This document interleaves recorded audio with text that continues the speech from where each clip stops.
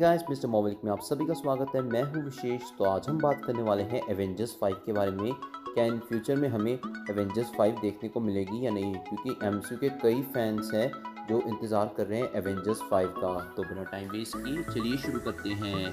तो एमसीयू की शुरुआत हुई थी आयरन मैन से, फिर उसके बाद द इनक्रेडिबल हल्क आई, फिर 2010 में आई आयरन मैन 2, फिर द थॉर आई 2011 में, फिर इसके बाद आई कैप्टन अमेरिका।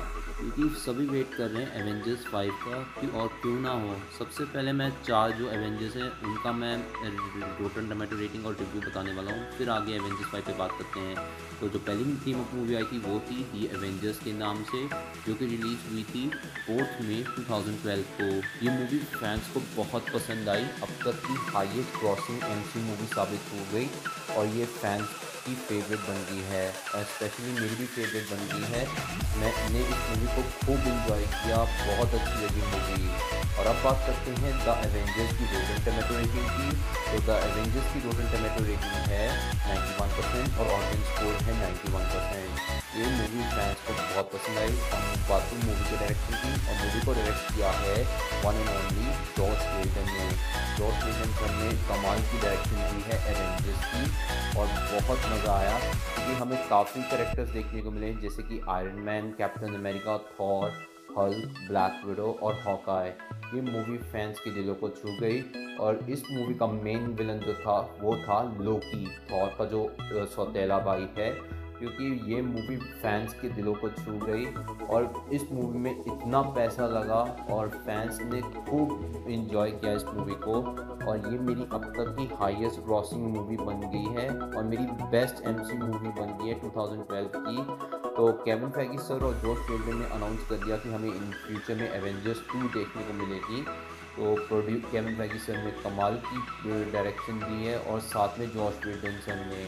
फिर इसके बाद एवेंजर्स का दूसरा अनाउंसमेंट, सेकंड अनाउंसमेंट भी अनाउंस कर दिया, यानी कि सेकंड पार्ट भी अनाउंस कर दिया था, जो कि नाम था एवेंजर्स एज ऑफ अल्ट्रॉन के नाम से, जो कि रिलीज़ हुई थी 1 मई 2015 को। ये मूवी फैंस को बहुत पसंद आई थी, लेकिन थोड़ा बहुत लिटिल बिट डिसअपॉइंट हुआ इस मूवी को देखकर, क्योंकि काफ़ी हमें कुछ देखने को मिला, जैसे कि न्यू कैरेक्टर्स देखने को मिले, वांडा मैक्सिमोफ और क्विकसिल्वर।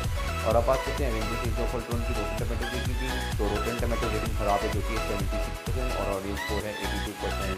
बहुत ही क्रिटिक रेटिंग बहुत ही ख़राब थी, फिर भी फैंस ने खूब इंजॉय किया इस मूवी को, और फैंस चाहते थे कि ये मूवी और बन जाए। लेकिन जॉर्ज वेल्डन ने इतनी ख़राब डायरेक्शन दी थी, क्योंकि एवेंजर्स 1 की उनकी डायरेक्शन बहुत अच्छी थी, लेकिन एवेंजर्स जो एज ऑफ अल्ट्रॉन रिलीज हुई थी उसकी डायरेक्शन ख़राब दी थी, क्योंकि हमें वांडा भी देखने को मिली, एक सिल्वर भी देखने को मिला, और साथ ही साथ हमें देखने को मिली है पॉल बेटनी का विजन।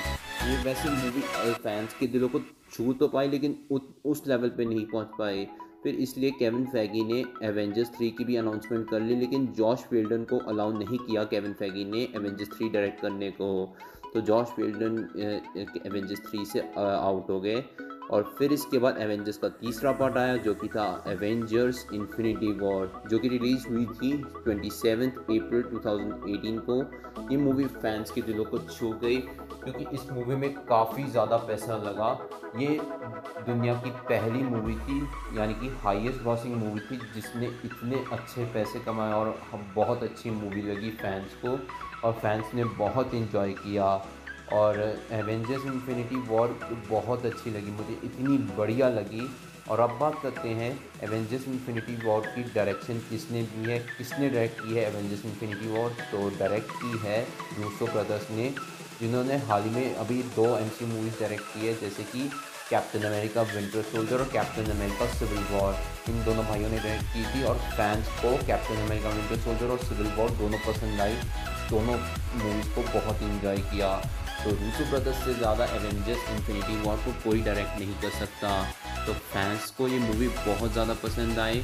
थोड़े बहुत इमोशनल सीन से, जैसे कि गमोरा की डेथ हो जाती है, इसमें विजन की डेथ हो जाती है, और थैनोस एक साथ इन्फिनिटी स्टोन कलेक्ट करके आधी पॉपुलेशन गायब करता है।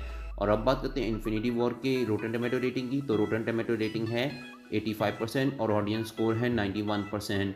ये मूवी फैंस के दिलों को छू गई और पोस्ट क्रेडिट सीन देख के भी लगा कैप्टन मार्वल भी हमें देखने को मिलने वाली है एवेंजर्स 4 में। लेकिन थोड़ा बहुत इमोशनल, इसका जो एंडिंग वाला इमोशनल था वो बहुत ज़्यादा इमोशनल था, जो जबकि हमारे आधे सुपर हीरोज़ गायब हो गए थैनोस की चुटकी से। फिर एवेंजर्स 4 की अनाउंसमेंट सुनी। फिर दिसंबर 2018 में एवेंजर्स 4 का फर्स्ट ऑफिशियल ट्रेलर भी आ गया था और उसमें ही टाइटल भी रिवील किया था। तो एवेंजर्स 4 का टाइटल था एवेंजर्स एंड गेम।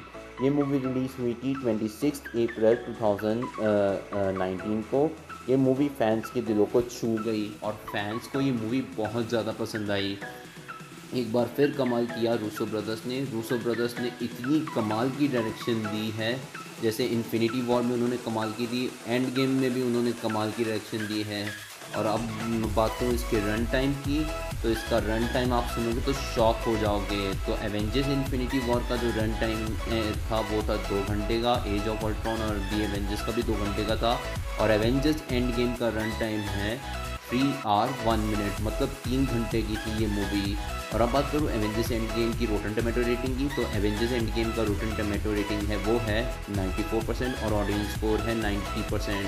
तो ये अब तक की ज़्यादा कमाने वाली सुपर हीरो मूवी बन गई और ये मूवी फैंस के दिलों को छू गई और इतना मज़ा आया बहुत ज़्यादा, क्योंकि इन्फिनिटी वॉर से ज़्यादा एंड गेम में भी काफ़ी इमोशनल सीन्स थे, जैसे कि ब्लैक विडो की डेथ हो जाती है एवेंजर्स एंड गेम में।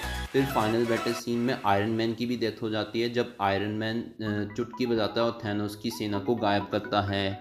तो बहुत ज़्यादा बढ़िया लगा। और मेरा जो फेवरेट मोमेंट था वो था जब सारे एवेंजर्स एक ही पोर्टल में आते हैं, बहुत ज़्यादा वो मेरा फेवरेट मोमेंट था। और ये मूवी मेरी अब तक की हाईएस्ट क्रॉसिंग मूवी बन गई है 2099 की। इस मूवी ने सारी मूवीज़ के रिकॉर्ड तोड़ दिए थे और फैंस को ये मूवी बहुत ज़्यादा पसंद आई और फैंस ने खूब इन्जॉय किया। और इसका जो एडिटर कट आ रहा है वो उसकी रन टाइम है 3 आवर्स 40 मिनट्स की, तो बहुत ज़्यादा मज़ा आया। और अब बात करते हैं एवेंजर्स 5 के बारे में। क्या इन फ्यूचर में हमें एवेंजर्स 5 देखने को मिलेगी या नहीं? तो जवाब है हाँ, इन फ्यूचर में एवेंजर्स 5 देखने को मिलेगी, क्योंकि रूसो ब्रदर्स मार्वल के बहुत बड़े फ़ैन हैं। उनकी एक मार्वल कॉमिक जो थी वो फेवरेट थी, जो कि है सीक्रेट वॉर्स। अब जो एवेंजर्स 5 आएगी वो सीक्रेट वॉर के ऊपर बेस्ड होगी, जो कि टाइटल होगा एवेंजर्स सीक्रेट वॉर। तो बहुत मज़ा आने वाला है गाइस। और अब बात करते हैं कि ये मूवी कब आएगी, तो मेरे अकॉर्डिंगली रूमर दे सकता हूँ मैं अप्रैल 2024, 2025 या 2026 के बीच में आएगी।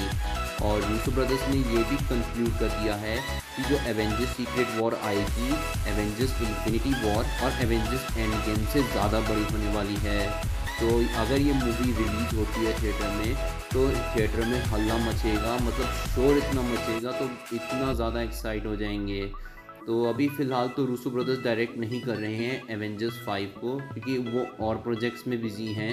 अभी कोई अनाउंसमेंट नहीं आई है कि एवेंजर्स 5 को रूसो ब्रदर्स डायरेक्ट कर रहे हैं, क्योंकि रूसो ब्रदर्स और प्रोजेक्ट्स में बिजी हैं और प्रोजेक्ट्स में काम कर रहे हैं। अभी उनका ऑफिशियली कंफर्मेशन नहीं आया है कि वो एवेंजर्स 5 को डायरेक्ट कर रहे हैं। फिर भी जैसे ही कुछ पता चलता है तो मैं आप लोगों को बताऊंगा। और हम बात करते हैं कि एवेंजर्स 5 की रिलीज़ डेट क्या है, जो कि मैं रूमर में आप लोगों को बता चुका हूँ। क्या पता हमें SSD का जो कॉमिक कॉन आने वाला है, सैन डिएगो का कॉमिक कॉन आने वाला है, वहीं पे हमें एवेंजर्स 5 के बारे में कुछ पता चल जाए। ऐसा हो भी सकता है, क्योंकि कोई ऑफिशियल कंफर्मेशन नहीं है एवेंजर्स 5 की। केविन फेगी ने कुछ बताया नहीं है एवेंजर्स 5 के बारे में। क्या पता हमें वहीं पे अनाउंसमेंट सुनने को मिल जाए, देखते हैं क्या होता है। बाकी तो केविन फेगी सर के ऊपर डिसीजन डिपेंडेंट है, देखते हैं क्या होने वाला है। SSD कॉमिक कॉन में पता चलेगा सब। तो गाइस, कैसा लगा मेरा वीडियो? आई होप आप लोगों को वीडियो अच्छा लगा होगा। इस वीडियो को लाइक और शेयर करो। अगर आप मेरे चैनल में नहीं हो तो मेरे चैनल को सब्सक्राइब करो। फिर दिन मैं मिलता हूँ आपसे नेक्स्ट वीडियो में।